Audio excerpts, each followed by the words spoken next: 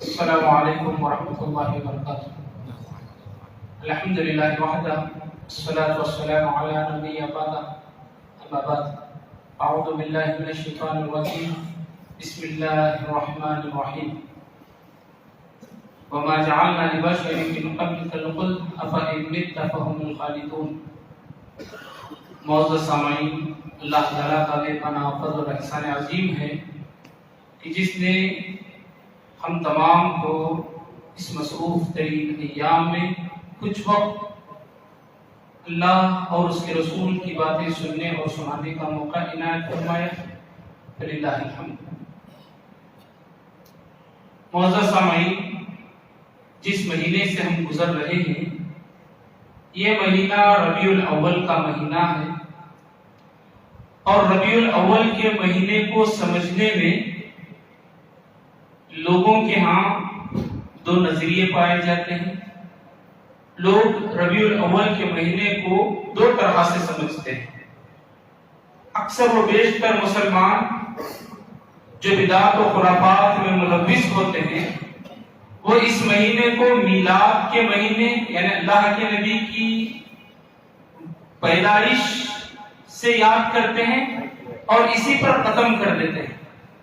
ایک طرح کے یہ لوگ ہیں۔ دوسری طرح کے وہ لوگ ہیں جو اس مہینے کو جہاں اللہ کے نبی کی میلاد یعنی آپ کی پیدائش والا مہینہ سمجھتے ہیں، وہیں پر اس مہینے کو اللہ کے نبی کی وفات والا مہینہ بھی سمجھتے ہیں۔ تو اللہ تعالیٰ سے دعا کریں کہ اللہ تعالیٰ ہم تمام کو اس مہینے کو دونوں طرح سے سمجھنے کی توفیق عطا فرمائے، پیدائش کے اعتبار سے بھی اور وفات کے اعتبار سے بھی اسی مہینے میں سمجھنے کی توفیق عطا فرمائے۔ معزز سامعین، اب رہا پیدائش کو لے کر مورخین کے نزدیک بے شمار اختلاف پایا جاتا ہے۔ کچھ ہسٹری لکھنے والے، اسلامی تاریخ لکھنے والے لکھتے ہیں کہ اللہ کے نبی کی پیدائش 8 ربیع الاول کو ہوئی۔ کچھ تاریخ دان لکھتے ہیں کہ اللہ کے نبی کی پیدائش 9 ربیع الاول کو ہوئی، اور کچھ مورخین لکھتے ہیں کہ اللہ کے نبی کی پیدائش 12 ربیع الاول کو ہوئی، اور کچھ مورخین 18 ربیع الاول کو۔ بے شمار تقریباً 15 سے 16 اقوال ہیں کہ اللہ کے نبی صلی اللہ علیہ وسلم کی پیدائش فلاں تاریخ کو ہوئی، فلاں تاریخ کو ہوئی۔ لیکن ان تمام اقوال میں جو زیادہ اقرب الی الحق ہے، قریب حق کے جو ہے قول، وہ اللہ کے نبی صلی اللہ علیہ وسلم کی پیدائش 9 ربیع الاول کو ہے، 12 ربیع الاول نہیں۔ بہرحال پیدائشی تاریخ میں، ڈیٹ آف برتھ میں بے شمار اختلاف پایا جاتا ہے امت مسلمہ میں۔ رہا اس کا ایک دوسرا رخ، جس مہینے میں اللہ کے نبی صلی اللہ علیہ وسلم کی وفات ہوئی، آپ کی ڈیٹ آف ڈیتھ میں، اللہ کے نبی صلی اللہ علیہ وسلم کی تاریخ وفات میں کسی بھی مورخ، تاریخ دان، ہسٹری لکھنے والے نے اختلاف نہیں کیا ہے۔ تمام مورخین کا، تمام تاریخ لکھنے والوں کا متفقہ فیصلہ ہے کہ اللہ کے نبی صلی اللہ علیہ وسلم کی وفات 12 ربیع الاول کو ہوئی، پیر کے دن صبح میں فجر کے بعد۔ اس میں کسی کا اختلاف نہیں۔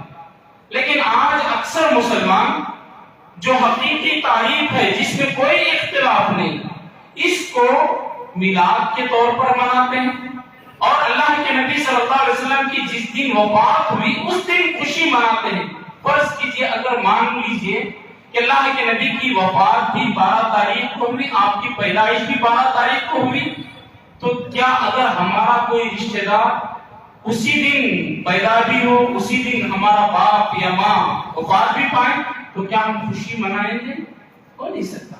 اس لیے کہ ہمارے لیے خوشی سے زیادہ غم ہے، غم منائیں گے۔ لیکن اللہ کے نبی صلی اللہ علیہ وسلم کی تاریخ اگر دیکھیں تو جس دن مسلمانوں کی اکثریت جو میلاد کے نام پر خوشی مناتی ہے، اس دن اللہ کے نبی کی وفات ہوئی ہے۔ محترم سامعین، وفات رسول صلی اللہ علیہ وسلم کے تعلق سے مسلمانوں میں دو نظریے پائے جاتے ہیں، دو طرح کے لوگ پائے جاتے ہیں۔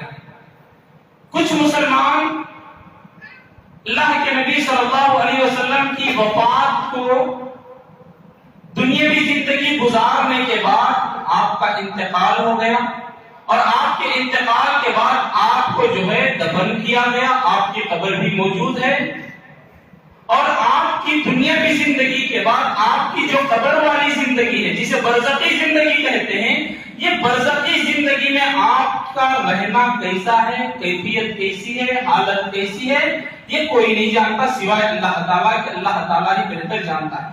دنیاوی زندگی گزارنے کے بعد برزخی زندگی میں چلے گئے تو دنیاوی زندگی الگ ہے، برزخی زندگی قبر والی زندگی الگ ہے، دونوں میں بہت زیادہ فرق ہے۔ دنیاوی زندگی ہمیں سمجھ میں آتی ہے، قبر والی زندگی برزخی زندگی ہمیں سمجھ میں نہیں آتی ہے۔ اس نظریے کے بہت سارے لوگ ہیں اور اہل السنہ والجماعہ اہل حدیثوں کا بھی یہی عقیدہ ہے کہ آپ دنیاوی زندگی گزارنے کے بعد انتقال کر گئے، آپ قبر والی زندگی میں ہیں، برزخی زندگی میں ہیں، جس کی کیفیت اللہ تعالیٰ کے علاوہ کوئی نہیں جانتا۔ آپ کی وفات کو لے کر جو مسلمانوں کی اکثریت اس مہینے میں بدعت اور خرافات کرتی ہے، وہ اللہ کے نبی کی وفات کو دوسرے طریقے سے لیتی ہے۔ وہ کیسے لیتی ہے؟ ان کا یہ عقیدہ ہے کہ اللہ کے نبی صلی اللہ علیہ وسلم دنیاوی زندگی گزارنے کے بعد قبر والی زندگی میں بھی ویسے ہی ہیں جیسے دنیاوی زندگی میں تھے، یعنی ان لوگوں کے ہاں قبر والی زندگی اور دنیاوی زندگی میں کوئی فرق نہیں۔ محترم سامعین، اگر یہ عقیدہ رکھیں تو بہت سارے اشکالات، اعتراضات ہمارے ذہن میں پیدا ہوتے ہیں۔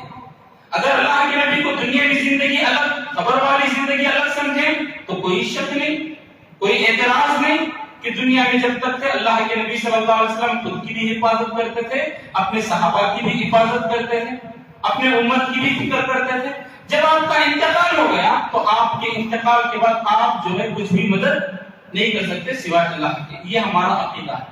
لیکن جو دوسرا نظریہ رکھتے ہیں کہ دنیاوی زندگی اور اخروی برزخی زندگی دونوں برابر ہیں، دونوں زندگیوں کو یکساں قرار دیتے ہیں، تو یہ عقیدہ صرف مسلمانوں میں نہیں، غیر مسلموں میں بھی بہت سارے اشکالات پیدا کرتا ہے۔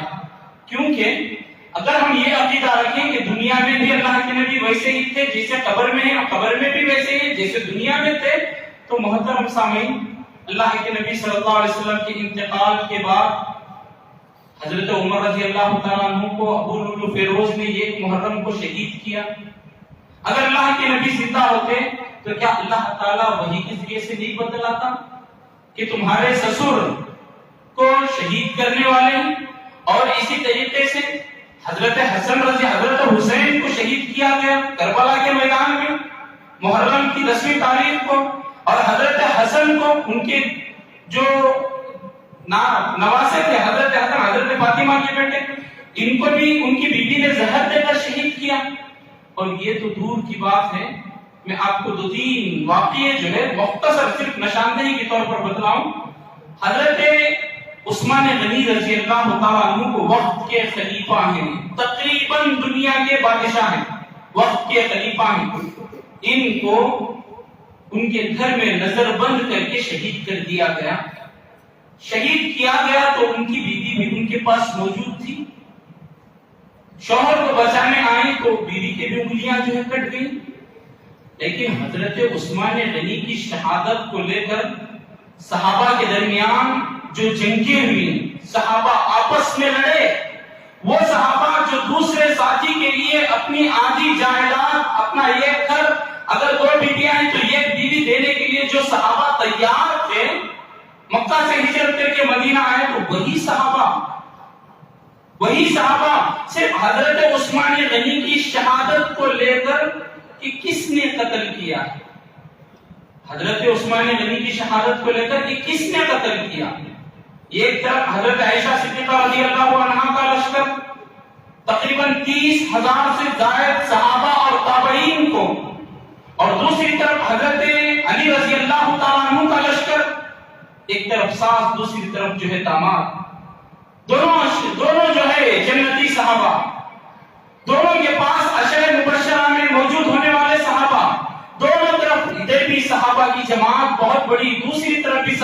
جماعت اختلاف کیا تھا؟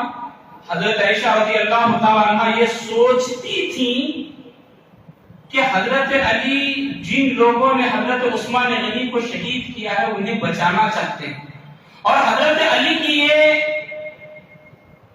بات تھی کہ حضرت علی کو معلوم نہیں تھا کہ کس نے جو ہے حضرت عثمان غنی کو شہید کیا، انہیں سزا دے۔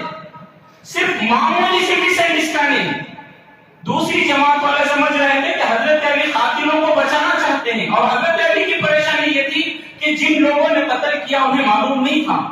صرف اس مس انڈرسٹینڈنگ کی بدولت حضرت علی اور حضرت فاطمہ کے درمیان جنگ جمل ہوتی ہے، جس میں 10,000 سے زائد صحابہ اور تابعین شہید ہو جاتے ہیں۔ اور پھر دوسری جنگ حضرت امیر معاویہ اللہ کے نبی صلی اللہ علیہ وسلم کے سالے اور حضرت علی ادھر حضرت اللہ کے نبی صلی اللہ علیہ وسلم کے داماد کے درمیان تقریباً بہت بڑی جنگ ہوتی ہے، جس میں عشرہ مبشرہ میں سے زبیر بن عوام اور عمار بن یاسر اور دوسرے طلحہ رضی اللہ تعالیٰ عنہ بھی جو ہے جنگ میں شہید ہوئے۔ شہید کرنے والے بھی صحابہ، شہید ہونے والے بھی صحابہ۔ معمولی غلطی، معمولی بھی سے انڈرسٹینڈنگ کہ وہ حضرت امیر معاویہ سوچ رہے تھے کہ حضرت علی قاتلان عثمان کو بچانا چاہتے ہیں، اور حضرت علی کی پریشانی یہ تھی کہ جس نے قتل کیا اس کا پتہ معلوم نہیں تھا۔ صرف نشاندہی ہو جاتی کہ فلاں نے قتل کیا ہے تو جنگیں نہیں ہوتی کہ اللہ کے نبی نے کچھ کیا، مطلب یہ کہ آپ کا انتقال ہو گیا۔ جب آپ کا انتقال ہو گیا تو آپ کچھ کرنے والے نہیں ہیں، تو دنیاوی زندگی الگ ہے، برزخی زندگی الگ ہے، اور آپ کا انتقال ہو بھی گیا۔ اس کے بہت سارے دلائل ہیں۔ میں نے ایک آیت آپ کے سامنے پڑھی، وَمَا جَعَلْنَا لِبَشَرٍ مِّن قَبْلِكَ الْخُلْدَ أَفَإِن مِتَّ فَهُمُ الْخَالِدُونَ۔ اے اللہ کے نبی صلی اللہ علیہ وسلم، ہم نے آپ سے پہلے جتنے انسانوں کو بھیجا کسی کو ہم نے باقی ہمیشہ کے لیے نہیں بھیجا۔ اگر آپ مر جائیں تو کیا وہ باقی رہ جائیں گے؟ مطلب کافروں نے حبشہ کی ہجرت کی طرف جب مسلمان ہجرت کیے تو کافر یہ اللہ کے نبی کی موت کی تمنا کر رہے تھے کہ اللہ کے رسول مر گئے نعوذ باللہ تو ہمارے گھروں میں متحد رہیں گے، اختلاف نہیں ہوگا، اسلام لانے کی وجہ سے، اسلام لانے کی وجہ سے اللہ کے نبی کو موت آ جائے تو اچھا ہے، یہ کافر سوچ رہے تھے۔ تو اللہ نے کہا اگر اللہ کے نبی کا انتقال ہو جائے تو کیا تم باقی رہ جاؤ، تمہیں بھی مرنا ہے۔ تو محترم سامعین، اللہ کے نبی صلی اللہ علیہ وسلم کی وفات کے تعلق سے بے شمار دلائل ہیں کہ اللہ کے نبی صلی اللہ علیہ وسلم کا انتقال ہو گیا۔ اس کی واضح دو دلیلیں ہیں۔ ایک سورۃ النصر کا نازل کرنا، اللہ تعالیٰ نے اذا جاء نصر اللہ والفتح جو سورۃ نازل کیا، اس کا مطلب یہ تھا کہ اللہ کے نبی آپ کو جس مشن کے لیے، جس پیغام کو دنیا والوں تک پہنچانے کے لیے، جس دعوت کو تمہیں پہنچانے کے لیے بھیجا گیا تھا وہ کام مکمل ہو گیا۔ اب مسلمان فوج در فوج اسلام میں داخل ہو رہے ہیں، اور مسلمانوں نے مکہ بھی فتح کر لیا۔ اب آپ کا مشن پورا ہو گیا، مشن کمپلیٹ ہے آپ کا۔ اب آپ کو فسبح بحمد ربک واستغفر، آپ کو رب کی تعریف اور حمد کرنا چاہیے اور استغفار کرنا چاہیے، کیونکہ آپ کا انتقال ہونے والا ہے۔